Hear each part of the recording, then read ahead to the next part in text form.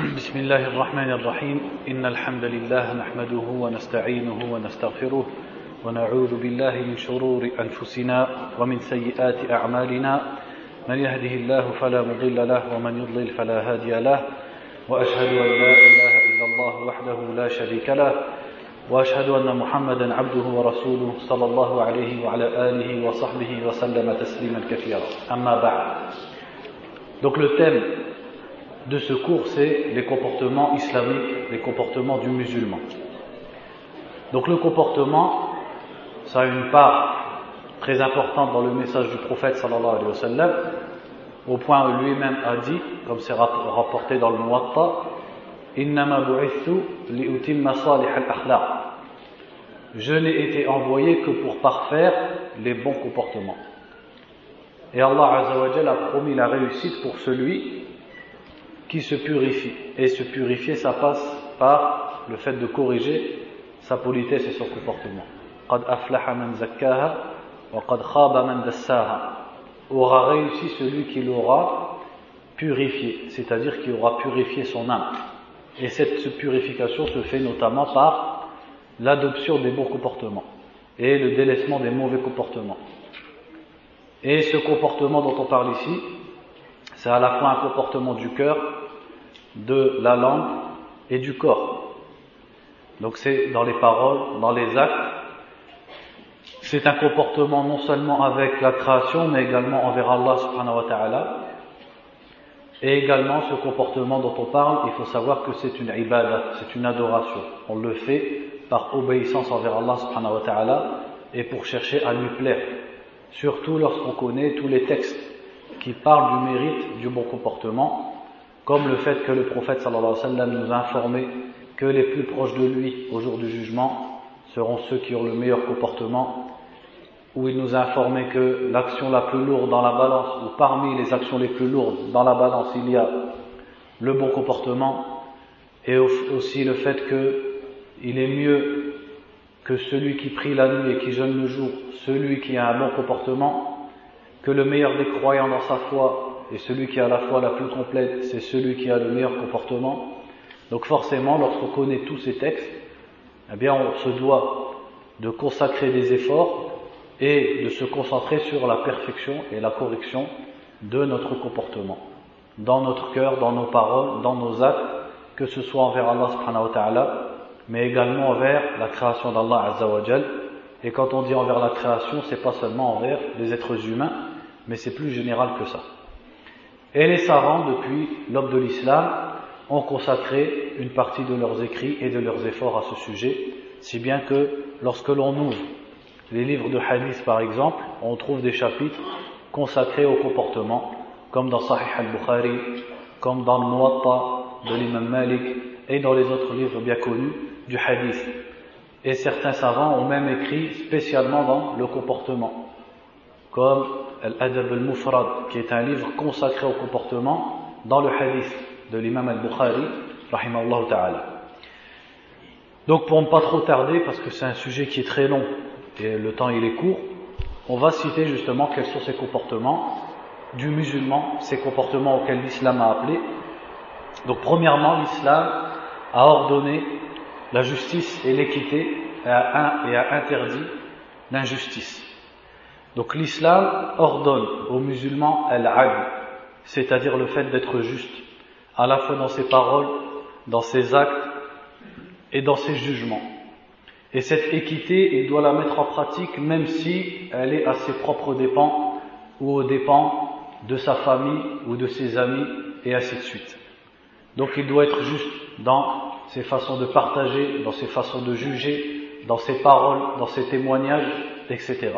Et le prophète sallallahu alayhi wa sallam nous l'a appris lorsqu'il nous a dit que si sa fille Fatima avait volé, il l'aurait punie. Il a dit ça à l'occasion du fait qu'une femme avait volé à son époque. Il a ordonné qu'on lui applique la sentence du voleur et certains parmi les sahaba ont voulu intercéder en faveur de cette personne pour qu'elle soit épargnée. Et c'est là qu'il nous a informé sallallahu alayhi wa sallam que les communautés précédentes n'ont péri justement qu'à cause du fait que lorsque quelqu'un d'important parmi eux commettait un méfait, ils le laissaient. Alors que si quelqu'un de faible, c'est-à-dire de pauvre et de non important, parmi eux commettait un méfait, il le punissait.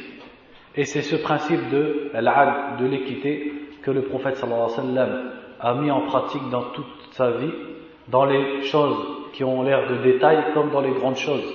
C'est pour ça qu'on observe que le prophète sallallahu alayhi wa sallam, alors qu'il était assis avec ses compagnons et il voulait faire tourner à boire, et le droit de celui qui est à droite, c'est qu'on commence par lui, c'est-à-dire que lorsqu'on fait tourner de la nourriture ou de la boisson, on commence par la droite. Donc c'est le droit de celui qui est à sa droite que l'on commence, ou plutôt qu'il commence par lui.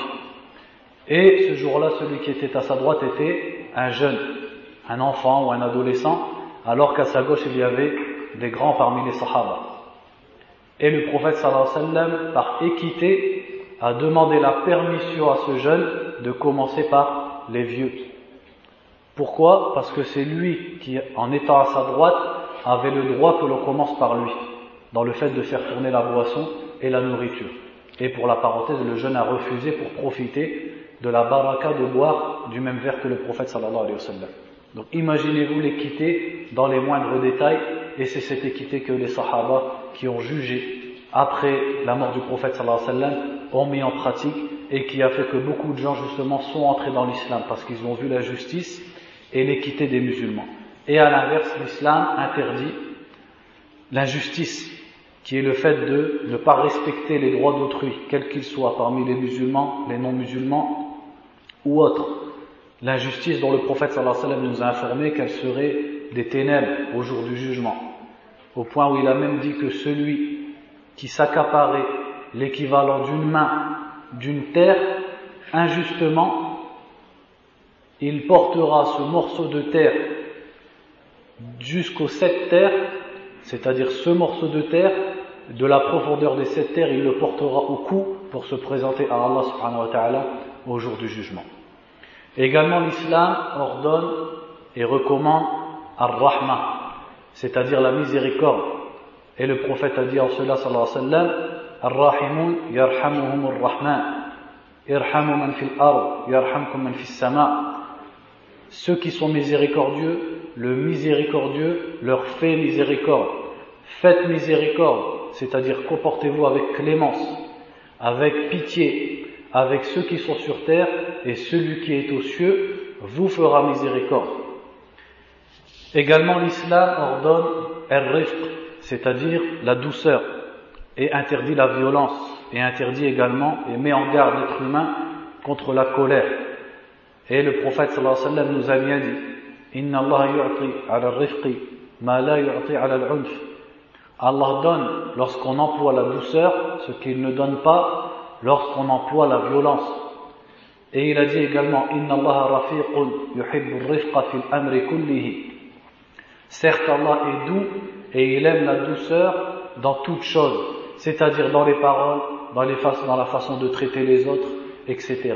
Et l'islam a interdit au contraire la violence, au point où le prophète sallallahu alayhi wa sallam nous a informé que celui qui transgresse vis-à-vis des gens avec sa main, mais également avec sa langue, celui-là c'est le mouflis qui se présentera au jour du jugement avec des œuvres aussi grandes que les montagnes, mais qui a frappé celui-ci, a accusé celui-ci, a menti sur celui-ci et a insulté celui-ci, et donc il se verra prendre ces bonnes œuvres qui seront distribuées à toutes ces victimes, tous ces gens qu'il a lésés. Et ça également c'est en rapport avec l'injustice dont on vient de parler. Également, l'islam met en garde, à l'inverse de la douceur, contre la violence et le fait de se mettre en colère. Et c'est pour ça que lorsqu'un homme a demandé au prophète sallallahu alayhi wa sallam un conseil décisif, il lui a dit la taghdab. Et à chaque fois qu'il lui redemandait, il lui disait la taghdab, ne te mets pas en colère, car c'est la colère qui amène à faire ou à dire des choses dont on ne maîtrise pas et dont on ne peut pas assumer les conséquences. Et le prophète sallallahu alayhi wa sallam nous a également appris toutes les causes pour calmer la colère, comme le fait de s'asseoir, le fait de dire A'udhu billahi minash shaitanir rajim, le fait de faire les ablutions. Donc l'islam est une religion qui appelle l'individu à être marqué par la miséricorde envers les autres et à être marqué par la douceur envers les autres, dans sa façon de les traiter, dans sa façon de leur parler, etc. Également, l'islam ordonne al-karam, c'est-à-dire la générosité, et interdit l'avarice. Et ça, c'est quelque chose de très apparent dans l'islam jusqu'à nos jours, chez les adeptes de cette religion qu'est l'islam. C'est quelque chose qui est très apparent. Et le prophète sallallahu alayhi wa sallam, jamais on ne lui a demandé quoi que ce soit et qu'il ait dit non. Il n'a jamais dit non lorsqu'on lui demandait quoi que ce soit. Et c'est lui qui, lorsqu'on venait lui demander son vêtement, qu'on venait de lui offrir et dont il avait besoin, il l'enlevait et il le donnait à la personne. Et c'est lui qui nous a poussé à multiplier les sadaqat, c'est-à-dire les aumônes. Et Allah dans le Coran nous a également exhorté à non seulement être généreux et faire des aumônes, mais à même faire des aumônes des choses qu'on aime le plus. Et que c'est par cela seulement qu'on atteindra la piété. Lan tanalu birra hatta tunfiqu mimma tuhibbun. Vous n'atteindrez la piété que lorsque vous dépenserez de ce que vous aimez. Et au contraire, l'islam a interdit l'avarice, le fait qu'une personne retienne ce qui est auprès d'elle alors qu'autrui en a besoin. Et Allah a dit à ce sujet, en blâmant les mécréants, وَيَمْنَعُونَ الْمَعُونَ. Ils refusent de prêter et de donner à leurs voisins les ustensiles dont on a besoin dans la vie de tous les jours. Donc l'islam, c'est la religion de la générosité, la religion qui pousse la personne à partager. C'est cette religion qui nous a dit également طَعَامُ الْإِثْنَيْنِ يَكْفِي الثَّلَاثَةِ وَطَعَامُ الثَّلَاثَةِ يَكْفِي الْأَرْبَعَةِ. La nourriture pour 2 personnes suffit à 3 personnes. Et la nourriture de 3 personnes suffit à 4 personnes. Qu'est-ce que c'est si ce n'est la générosité? Également, l'islam ordonne le fait d'honorer son invité et ordonne l'hospitalité.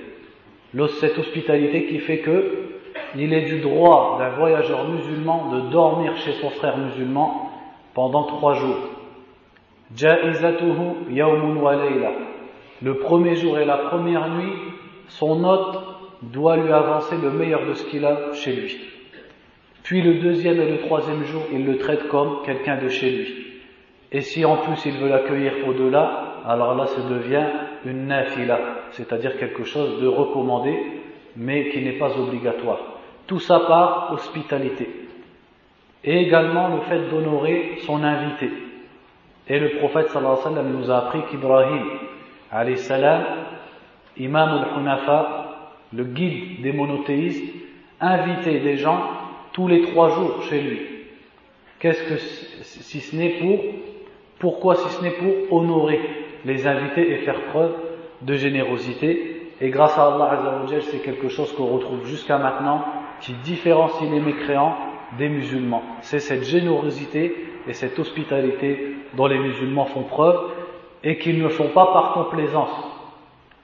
Ce n'est pas pour plaire à autrui, mais c'est simplement pour obéir à Allah subhanahu wa ta'ala. C'est pour ça que le prophète disait sallallahu alayhi wa sallam, Man kana yu'minu billahi wal yawmil akhir falyukrim dayfahu.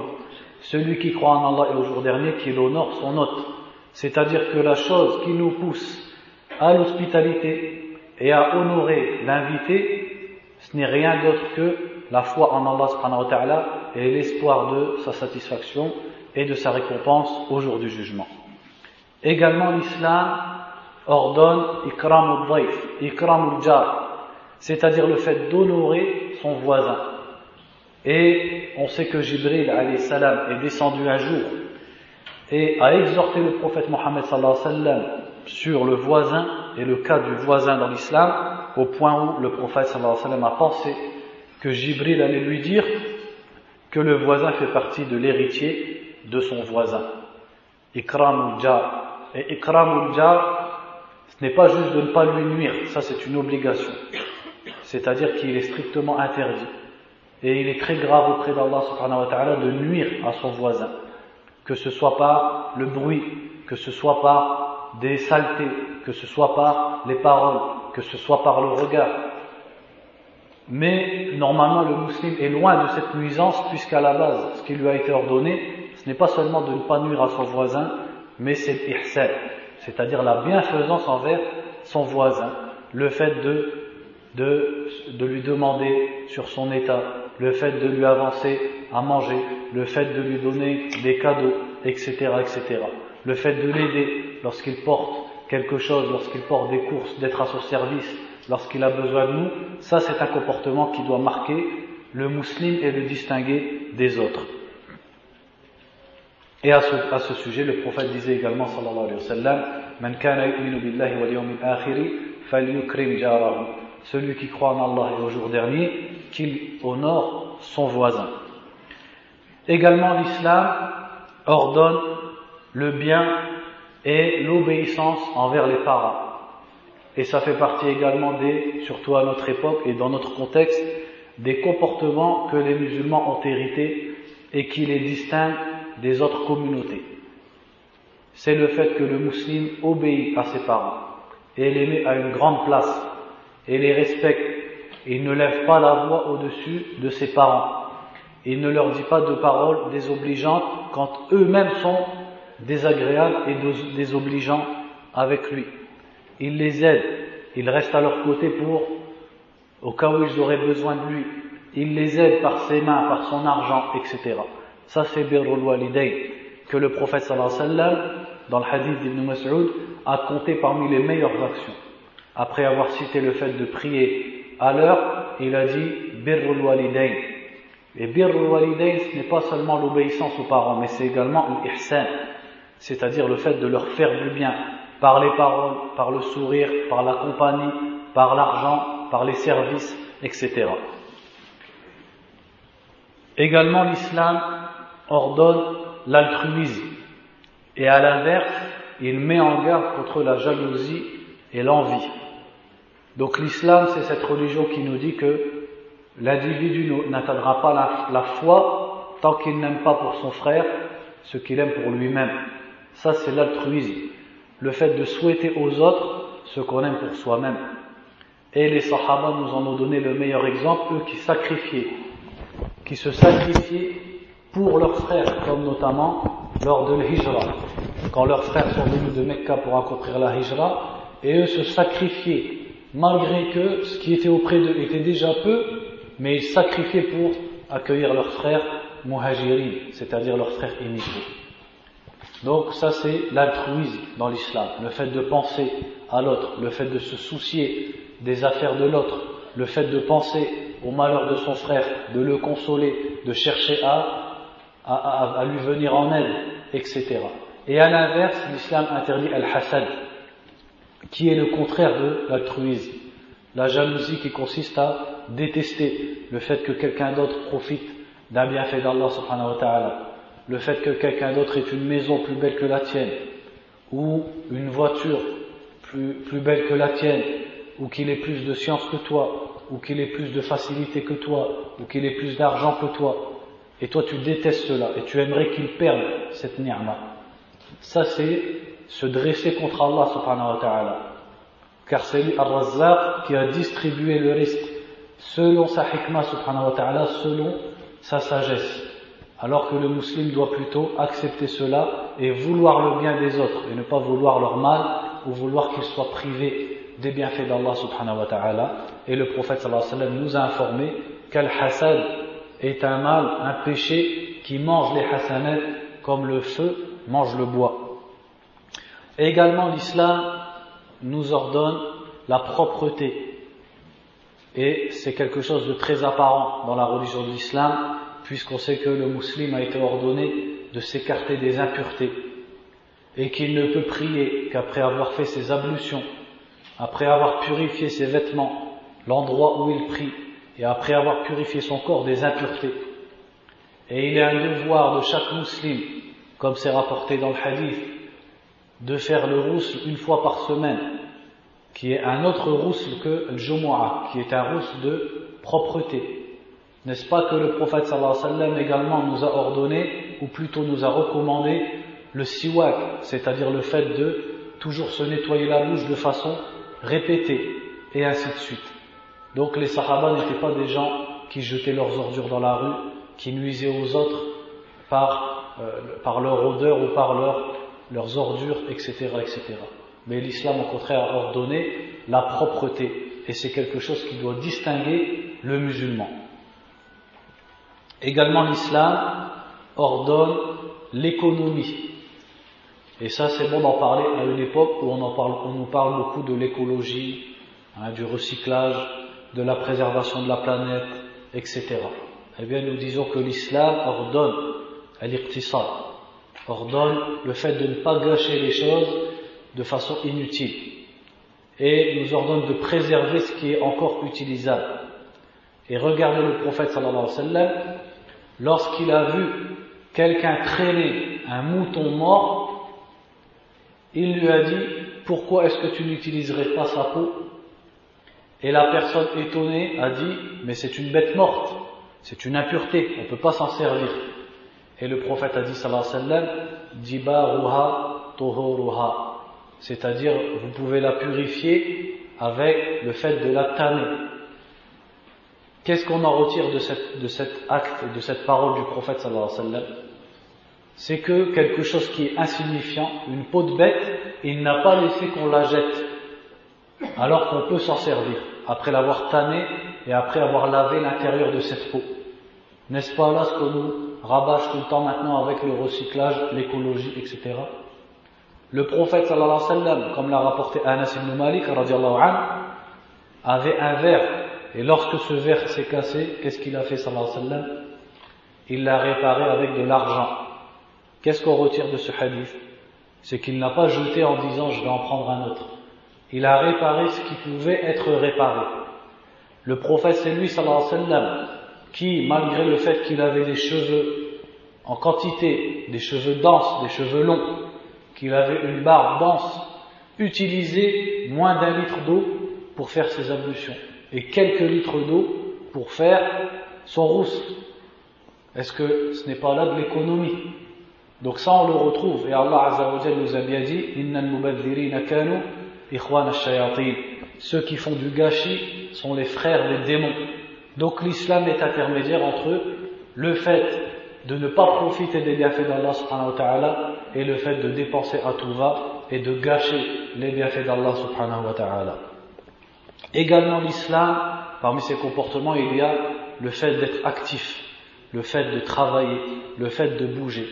Et ça on le retrouve notamment dans la sira du prophète sallallahu alayhi wa sallam, mais également dans la sira de ses adeptes qui étaient les sahaba radiallahu anhum.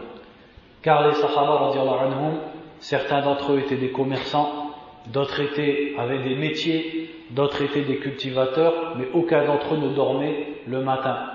Mais c'était des gens qui profitaient de leur matinée et de la baraka qu'Allah a mis dans la matinée pour bouger.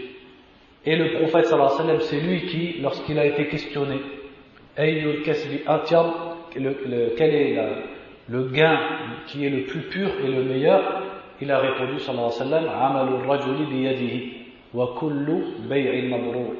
Le fait qu'un homme travaille de ses mains est tout commerce pieux, c'est-à-dire tout commerce dans lequel il n'y a pas de tricherie et il n'y a pas d'interdit et il n'y a rien qui est caché et il n'y a pas de mensonge. Et le prophète sallallahu alayhi wa sallam, c'est lui également qui nous a encouragés à cultiver la terre et à la travailler. Et c'est lui qui nous a dit également que Daoud alayhi salatu wassalam gagnait de ce qu'il travaillait, c'est-à-dire il gagnait l'argent de ses mains, de ce qu'il faisait. Donc il pratiquait du travail, il pratiquait des métiers. Et le prophète nous a dit également sallallahu alayhi wa sallam: ihris ala ma yanfa'uka wasta'in billah wa la ta'jiz. Cherche ce qui t'est utile, c'est-à-dire bouge, sois actif, cherche ce qui t'est utile et demande l'aide d'Allah subhanahu wa ta'ala. Wa la ta'jiz, et ne sois pas un incapable, ne sois pas quelqu'un qui ne bouge pas, quelqu'un d'immobile, quelqu'un de paresseux. Également l'islam, de façon générale, ordonne al-ihsan, c'est-à-dire la bienfaisance, mais également de façon plus particulière, l'islam ordonne la bienfaisance envers les animaux et même envers la terre. Et le prophète sallallahu alayhi wa sallam nous a bien dit le cas d'un homme des communautés précédentes qui mourait de soif et qui est passé à côté d'un puits, qui est descendu dans ce puits pour s'abreuver, Et lorsqu'il est remonté du puits, il a vu un chien qui, à cause de la soif, léchait les cailloux et léchait le sol. Tellement il avait soif qu'il léchait même le sol, il ne trouvait pas d'eau. Et l'homme, par pitié envers ce chien, est descendu dans le puits, a remonté de l'eau dans sa botte et a abreuvé ce chien. Et Allah Azza wa Jal, pour cet acte-là, lui a pardonné tous ses actes. C'est-à-dire lui a pardonné tous ses méfaits.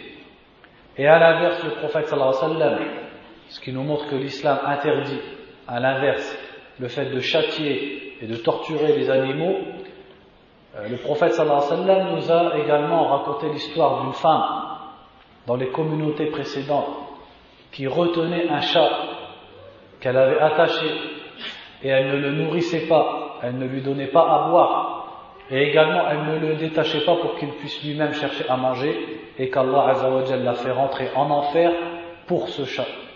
C'est-à-dire que tous les actes qu'elle a pu faire en contrepartie n'ont rien valu face à cette torture et à ce mal qu'elle a commis à cette créature qui est le chat.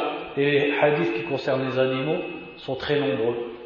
Et on voit également Abu Huraira radiallahu anhu, comme c'est rapporté dans le Muwatta de l'imam Malik, lorsqu'il a reçu des invités et à la fin il a dit à l'un d'entre eux: crains Allah Azza wa Jal dans tes moutons, crains Allah Azza wa Jal dans tes moutons. Et il lui a dit: nettoie leur morve, c'est-à-dire la morve ou la bave qui peut gêner les moutons sur leur visage. Il a dit: il faut que tu nettoies la morve des moutons, il faut que tu prépares leur enclos, c'est-à-dire tu nettoies leur enclos et tu enlèves tout ce qui pourrait les gêner ou les blesser dans cet enclos. Et il lui a dit: crains Allah dans ces bêtes car elles sont les bêtes du paradis. Donc ça, ce sont les sahaba radiallahu anhum, des gens qui faisaient preuve de pitié et de clémence même envers les animaux, les chiens, les chats, etc. Regardez Abu Qatada radiallahu anhu, lorsque il voulait faire ses ablutions à partir d'un récipient que sa belle-fille Kabsha lui avait versé, et un chat est venu pour boire, et Abu Qatada a attendu, a pris le récipient et l'a penché afin que le chat puisse s'abreuver autant qu'il veut, et une fois que le chat a fini de boire seulement, il a fait ses ablutions à partir du récipient. Également, l'islam ordonne le fait de dire des bonnes paroles et de préserver sa langue, de toujours avoir une bonne parole envers autrui. Et le prophète sallallahu alayhi wa sallam en a fait une sadaqa. Le fait d'avoir une bonne parole, le fait d'avoir une parole réjouissante envers autrui. Et également le fait de préserver sa langue, de ne pas parler en mal sur les autres. Et encore pire, de ne pas accuser et de faire de la calomnie sur les autres. Et le prophète sallallahu alayhi wa sallam, lorsqu'il est passé à côté de deux tombes, il a informé que tous les deux étaient châtiés et il a dit: Kana ahaduhuma yamshi bil namima. L'un d'entre eux est châtié dans sa tombe car il colportait an-namima, c'est-à-dire il colporte les paroles des gens les uns contre les autres pour semer la discorde entre eux. La yadkhulu jannata qattatun. Celui qui fait la calomnie ou la namima n'entrera pas au paradis. Et Allah également nous a dit dans le Coran: وَلَا يَغْتَبْ بَعْضُكُمْ بَعْضًا أَيُحِبُّ أَحَدُكُمْ أَنْ يَأْكُلَ لَحْمَ أَخِيهِ مَيْتًا فَكَرِهْتُمُوهُ. Ne médisez pas les uns des autres, c'est-à-dire ne dites pas, comme le prophète sallallahu alayhi wa sallam l'a expliqué, sur le dos des uns des autres des paroles que les autres n'aimeraient pas entendre. Est-ce que l'un d'entre vous voudrait manger la chair de son frère alors qu'il est mort? Certes, vous le détesteriez. Allah a comparé la médisance au fait de manger la viande de son frère alors qu'il est mort, parce que comme dans la médisance, il ne peut plus se défendre. Et le prophète nous a dit également sallallahu alayhi wa sallam: Man kana yu'minu billahi wal yawmil akhir falyaqul khayran aw liyasmut. Celui qui croit en Allah au jour dernier, qu'il dise du bien. Et le fait de dire du bien, c'est général. Ça peut être des paroles sur la religion, mais ça peut être également des paroles pour simplement entretenir une bonne relation avec les gens de sa famille, etc. Même si ce sont des sujets futiles. Aw liyasmut, ou qu'il se taise. S'il n'y a pas de bien à parler, ou si ce qu'il veut dire n'est pas quelque chose de particulièrement bien, alors il vaut mieux qu'il se taise. Également, l'islam ordonne d'être véridique, as-sidqu, et il interdit le mensonge. Et le prophète sallallahu alayhi wa sallam nous a bien dit al-sidqu ya'di ila al-birr wal-birru ya'di ila al-jannah. Le fait de dire la vérité conduit à la piété, et la piété conduit au paradis. Et à l'inverse, le mensonge conduit à la désobéissance et au péché, et le péché conduit en enfer. Donc le musulman en aucun cas ne doit dire autre que la vérité. Même dans des cas de contrainte, on sait qu'il lui a été permis de dire des paroles qui ont un sens ambigu, et ça ce n'est que dans des cas vraiment de contrainte, pour montrer à quel point le musulman doit être quelqu'un qui est qualifié de la véracité, de dire toujours la vérité. Également, l'islam a ordonné at-tawadhu', c'est-à-dire l'humilité et la modestie, et il a interdit l'orgueil. Et le prophète sallallahu alayhi wa sallam disait à propos de lui-même: Ana sayyid waladi Adam wa la fakhr. Je suis le meilleur des enfants de Adam, mais sans orgueil. C'est-à-dire, je vous le dis parce que c'est une vérité, mais je ne m'en vante pas et je ne m'enorgueillis pas de cela. C'est simplement une vérité.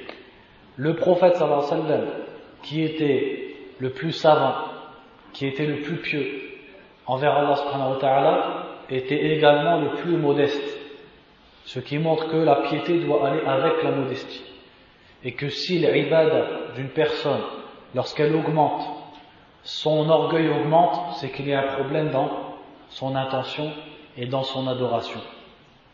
Donc le prophète sallallahu alayhi wa sallam, lui qui était le prophète sallallahu alayhi wa sallam et le meilleur des hommes, lorsqu'il passait à côté des enfants, on leur disait assalamu alaykum. C'est lui qui s'asseyait à côté des pauvres et qui aimait être en compagnie des pauvres. Et il refusait qu'on se prosterne devant lui, sallallahu alayhi wa sallam. Il refusait qu'on exagère à son égard, sallallahu alayhi wa sallam. Et il nous disait également que personne ne se rabaisse, c'est-à-dire ne fait preuve de modestie, sans qu'Allah subhanahu wa ta'ala ne l'élève. Donc la modestie, certes c'est se rabaisser, mais en vérité ça augmente et ça nous rapproche d'Allah. À l'inverse de l'orgueil, dont le prophète sallallahu alayhi wa sallam nous a dit que celui qui emportait un grain dans son cœur n'entrerait pas au paradis. Car quel droit a l'être humain pour s'enorgueillir? L'orgueil est une qualité d'Allah subhanahu wa ta'ala, car chez Allah c'est une qualité, car il en a le droit vu ses qualités subhanahu wa ta'ala et vu sa puissance. Mais en quoi l'être humain peut-il s'enorgueillir?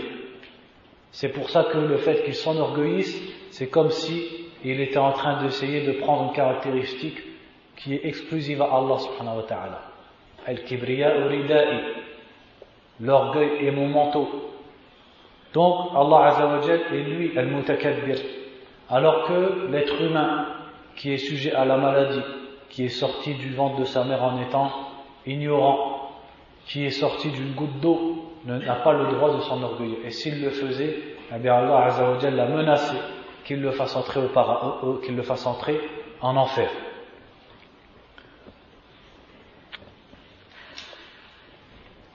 Également, l'islam recommande comme comportement le courage et interdit le fait d'être peureux. Et en cela, le prophète sallallahu alayhi wa sallam a bien dit que celui qui cherche la satisfaction d'Allah dans la colère des gens, Allah sera satisfait de lui et fera que les gens soient satisfaits de lui. Car celui-là n'a craint qu'Allah subhanahu wa ta'ala. Il n'a pas craint le blâme des blâmeurs. إنما ذلكم الشيطان يخوف أولياءه فلا تخافوهم وخافوني إن كنتم مؤمنين. C'est le diable qui vous donne peur de ses alliés, c'est-à-dire des mécréants et autres, et de ceux qui lui désobéissent. C'est le diable qui te donne peur de parler, qui te donne peur d'ordonner le bien, d'interdire le blâmable, de pratiquer ta religion. Mais Allah nous dit, ne les craignez pas, et craignez-moi si vous êtes croyants. Et à l'inverse, le prophète sallallahu alayhi wa sallam nous a bien dit que celui qui cherchait la satisfaction des gens dans la colère d'Allah, Allah sera en colère contre lui et fera en sorte que les gens également soient en colère contre lui. Donc le musulman doit être fort et doit être courageux dans le haqq, dans la vérité, dans le fait de dire la vérité et de pratiquer la vérité. Et le prophète sallallahu alayhi wa sallam était le plus courageux. Ali radiallahu anhu nous disait bien que lorsqu'ils étaient en bataille et que la bataille s'intensifiait, ils se réfugiaient derrière le prophète sallallahu alayhi wa sallam.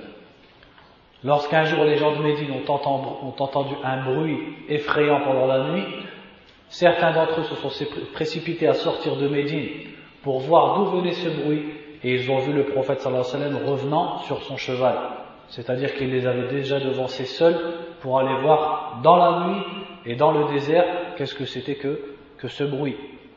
Et c'est lui qui se dressait seul face aux tribus de Quraysh et aux autres tribus arabes pour leur dire dites la ilaha illallah, alors qu'ils étaient les ennemis du tawhid. Donc ça montre son courage sallallahu alayhi wa sallam. Également l'islam ordonne la pudeur, et en cela le prophète a dit sallallahu alayhi wa sallam inna Allah hayyun yuhibbul haya, Allah est pudique et il aime la pudeur. Et il a dit également sallallahu alayhi wa sallam li kulli dinin khuluq wa khuluqul islam al haya, toute religion a un comportement, et le comportement de l'islam, c'est-à-dire le comportement qui ressort le plus dans l'islam, c'est al-haya, c'est la pudeur. إِذَا لَمْ تَسْتَحِي فَاصْنَعْ مَا شِئْتَ, si tu n'as pas de pudeur, fais ce que tu veux. C'est-à-dire que ce qui va faire que tu fais ce que tu veux, et que tu te comportes comme quelqu'un qui n'a pas de raison, qui ne discerne pas le bien et le mal, c'est le fait que tu n'as pas de pudeur. Et cette pudeur, elle est vraie non seulement devant les gens, mais aussi envers Allah subhanahu wa ta'ala. Inna Allah ahaqqu an yustahya minhu, comme a dit le prophète sallallahu alayhi wa sallam. Allah a plus le droit qu'on fasse preuve de pudeur envers lui. Donc cette pudeur, c'est cette honte que doit éprouver le musulman, qui va faire qu'il ne peut pas montrer par exemple les parties de son corps qui sont honteuses. C'est cette pudeur qui va faire qu'il ne peut pas dire des paroles qui sont honteuses, ni devant les gens, ni quand il est seul avec Allah subhanahu wa ta'ala. C'est cette honte qui va faire qu'il ne peut pas se comporter n'importe comment devant les gens, ni seul entre quatre murs lorsqu'il est devant Allah subhanahu wa ta'ala. Ça c'est al-haya. Al-haya qui empêche le musulman de faire beaucoup de mal et de dire beaucoup de choses insensées, etc. Et cette haya, on le retrouve jusqu'aux vêtements, comme on le sait très bien, puisqu'Allah Azza wa Jalla a ordonné à la femme musulmane de se cacher, mais également l'homme musulman doit couvrir sa nudité, c'est-à-dire qu'il ne doit pas porter des vêtements qui montrent ses cuisses ou qui moulent ses cuisses ou son derrière, etc. Également, l'islam ordonne al-iffa, c'est-à-dire la chasteté. L'islam a ordonné aux musulmans de se préserver et ainsi de préserver son honneur. Et Allah Azza wa Jal fait preuve de jalousie envers sa créature lorsqu'elle commet al-fahisha, c'est-à-dire lorsqu'elle commet la turpitude, lorsqu'elle commet la fornication. Lorsqu'une personne sait que sa sœur ou que sa mère ou que sa tante a commis la turpitude, il éprouve de la jalousie. Eh bien Allah Azza wa Jal éprouve de même et encore plus quand son serviteur commet des relations en dehors de ce qu'Allah subhanahu wa ta'ala a légiféré. Et en cela, l'islam a interdit le fait de regarder, les regards déplacés des femmes envers les hommes ou des hommes envers les femmes, a interdit l'isolement d'un homme avec une femme, a interdit la fornication et a ordonné le mariage, tout ça pour préserver la chasteté, qui est une qualité reconnue chez tous les gens sensés des êtres humains, qu'ils soient musulmans ou qu'ils ne soient pas musulmans. Et regardez, lorsque les êtres humains ouvrent la porte à la fornication, c'est eux-mêmes qui finissent par regretter. Et on voit maintenant qu'ils combattent la chasteté, ou ils la font passer pour quelque chose de ridicule, mais au sein de leur foyer, ils pleurent lorsqu'ils entendent ce que leurs enfants commettent comme turpitude. Wala'iyadu billah. Également, l'islam ordonne al-qana'a, c'est-à-dire le fait de se suffire de ce qu'Allah subhanahu wa ta'ala nous a donné. Et les sahaba, et avant le prophète sallallahu alayhi wa sallam, sont le meilleur exemple en cela. Donc le musulman doit être content de ce qu'Allah subhanahu wa ta'ala lui a destiné, que ce soit dans sa santé, que ce soit comme richesse, comme situation sociale, certes, il lui est demandé de chercher à s'enrichir s'il le veut, de chercher les bienfaits d'Allah subhanahu wa ta'ala, mais après avoir fait ses efforts pour chercher, il doit toujours être satisfait de la part qu'Allah subhanahu wa ta'ala lui a destinée. Et ça, c'est ce qui différencie le croyant du mécréant qui passe sa journée à regretter et à se morfondre alors que sa situation est enviable, alors qu'il a un toit, alors qu'il a une voiture, alors qu'il a une femme, alors qu'il a des enfants, mais il en veut toujours plus. Car comme le prophète sallallahu alayhi wa sallam nous a dit, il n'y a que la terre qui remplira le ventre de l'être humain. Et ça a un lien bien sûr avec la croyance. Le fait que le musulman se satisfait de ce qu'Allah lui a donné, ça revient à sa croyance premièrement en Allah, car il sait que tout ce qui se passe n'est que le destin et la volonté d'Allah Azza wa Jal, et donc il l'accepte. Et d'autre part, c'est rallié également à sa foi au jour du jugement. Car le fait qu'il croit au jour du jugement, au paradis et à l'enfer, fait que le musulman ne donne aucun poids à la vie d'ici-bas. Et donc s'il en reçoit, il remercie Allah, et s'il n'en reçoit pas, il se contente de ce qu'il a reçu.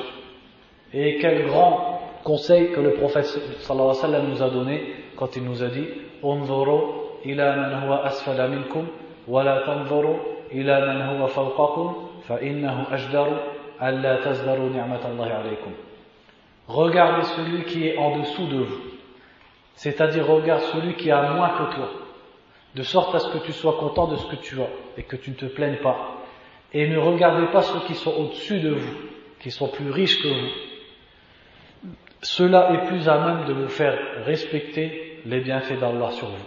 C'est-à-dire le fait de considérer ce qu'Allah Azza wa Jal t'a donné et de ne pas le mépriser.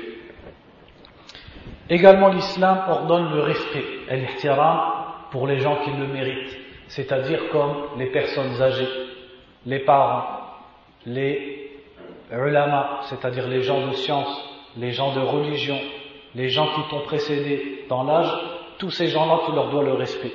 Et le prophète sallallahu alayhi wa sallam nous l'a enseigné, et il l'enseignait aux sahaba jeunes envers les sahaba qui étaient plus vieux qu'eux. Donc ça également, ça doit être une marque des musulmans. C'est que le musulman respecte toujours celui qui est son aîné, respecte toujours celui qui est plus grand que lui dans le savoir et dans la piété. Également, l'islam, comme c'est bien connu, ordonne l'aspect social, c'est-à-dire le fait d'entretenir les liens, non seulement envers les parents et envers les gens, les liens familiaux, donc silatul arham, mais également les liens d'amitié, les liens de fraternité entre les musulmans.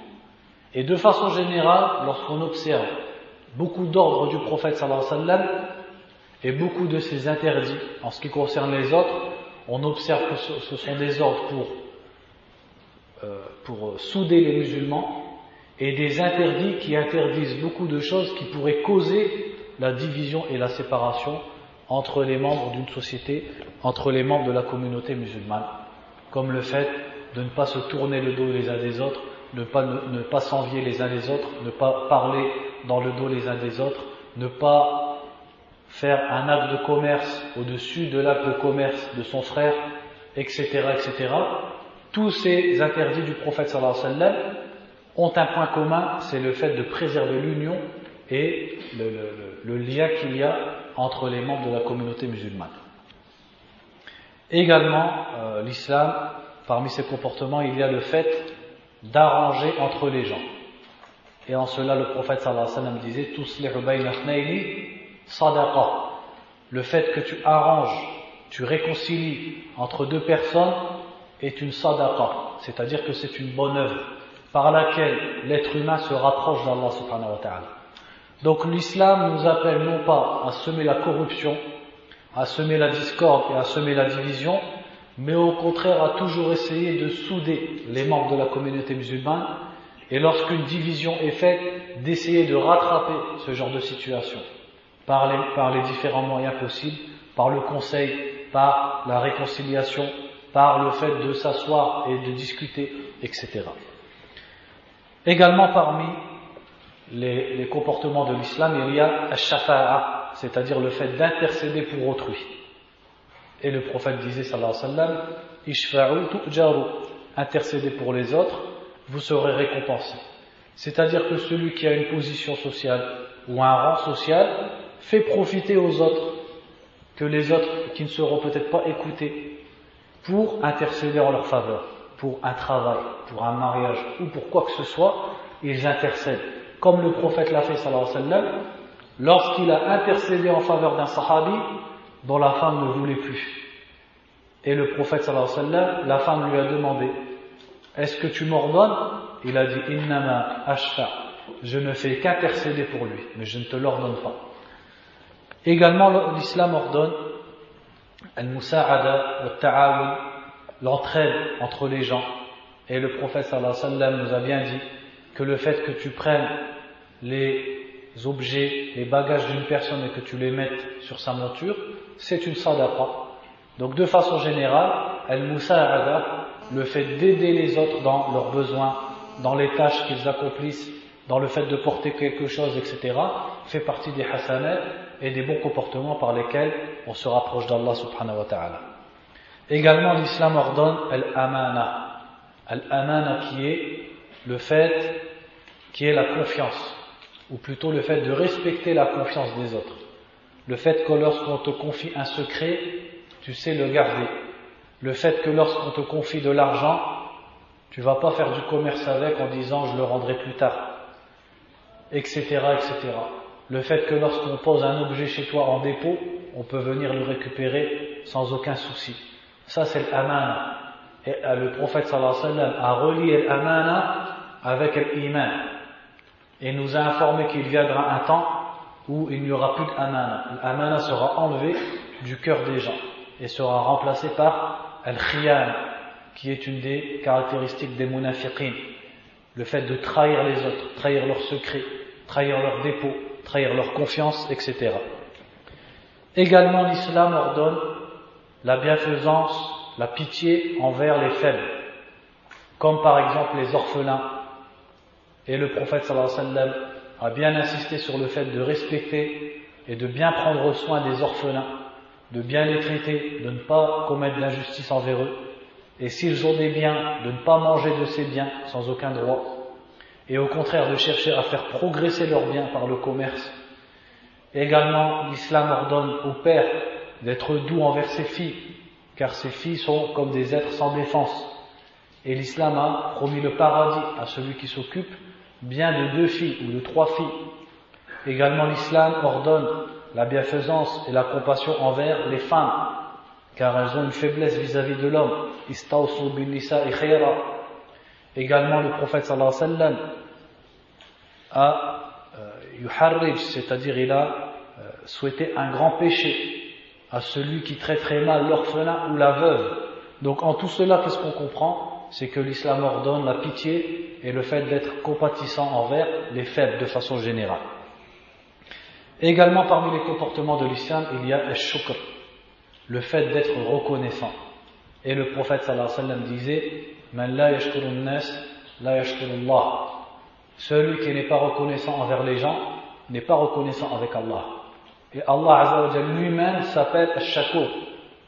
Alors qu'Allah azza wa jalla n'a pas besoin de ses créatures. Et pourtant, il est reconnaissant envers elles et ne leur fait rien perdre de leurs bonnes actions. Et il leur donne de grandes récompenses pour des actions très minimes. Eh bien, le musulman doit s'inspirer de cette qualité et la mettre en pratique. Et il doit être reconnaissant, non seulement envers Allah, mais envers toutes les personnes qui lui ont fait du bien. Reconnaissant par la langue, reconnaissant par les actes. Le prophète sallallahu alayhi wa sallam ne nous a-t-il pas appris que lorsque quelqu'un nous fait du bien, fakafi'u, c'est-à-dire récompensez-le. Et si vous n'avez pas de quoi le récompenser, ne serait-ce qu'avec des invocations en sa faveur. Également, l'islam ordonne le pardon, c'est-à-dire le fait de pardonner facilement les gens et de ne pas s'en prendre à eux. La clémence, le fait de supporter le mal des gens et de ne pas chercher à se venger. Et le meilleur exemple en cela, c'était notre prophète Mohammed sallallahu alayhi wa sallam, qui pouvait se faire agresser ou à qui certains bédouins s'adressaient d'une mauvaise façon, à qui les juifs disaient Assam alek, c'est-à-dire que la mort soit sur toi, et auquel ils se contentaient de répondre Wa alaykum, et sur vous aussi, sans insulter, sans manifester de colère ni rien du tout. Quand un bédouin venait l'attraper par le col, au point où on voyait la trace dans son cou, il rigolait, sallallahu alayhi wa sallam. Plein d'anecdotes dans sa sira qui nous montrent que il fait partie des qualités du musulman, le fait de pardonner facilement et de ne pas s'en prendre aux gens. Et le musulman, son ambition, elle doit être plus haute que ça. Plus haute que le fait de simplement se venger pour des choses anodines, pour des querelles de la vie de tous les jours. Il doit passer à ce genre de choses, prendre ça comme une épreuve et espérer la récompense d'Allah subhanahu wa ta'ala. On va s'arrêter là, Inch'Allah ta'ala, pour donc, ces différents comportements qu'on a pu citer de façon brève. Wallahu a'lam, wa sallallahu wa sallam ala nabiyyina Muhammadin wa ala alihi wa sahbihi ajma'in.